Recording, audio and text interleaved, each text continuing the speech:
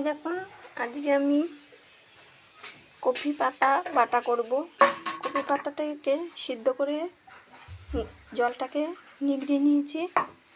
এবার আমি শুকনো লঙ্কা ভেজে নিয়েছি।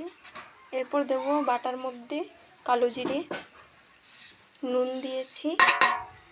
এবার এটাকে আমি ভালো করে বেটে নেব, দিয়ে এই পাতাটাকেও বেটে নেব একসঙ্গে।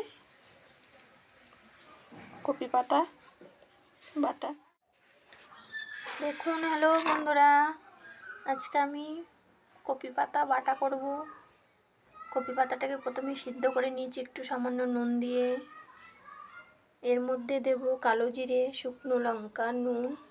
এটাকে দিয়ে আমি বাটবো। আগে কালো জিরে শুকনো লঙ্কাটা আগে ভালো করে বেটে নেব। বাটার পরে তারপর আমি পাতাটাকে পরে আবার বেটে নেব।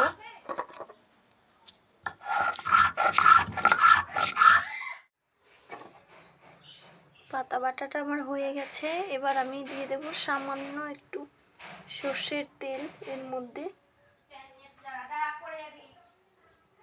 সর্ষের তেল দিয়েছি। এবার এটাকে মাখিয়ে নেব।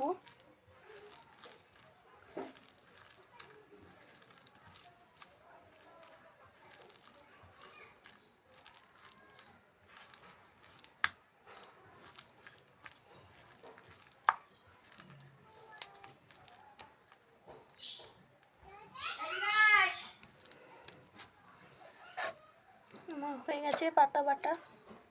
এই দেখুন।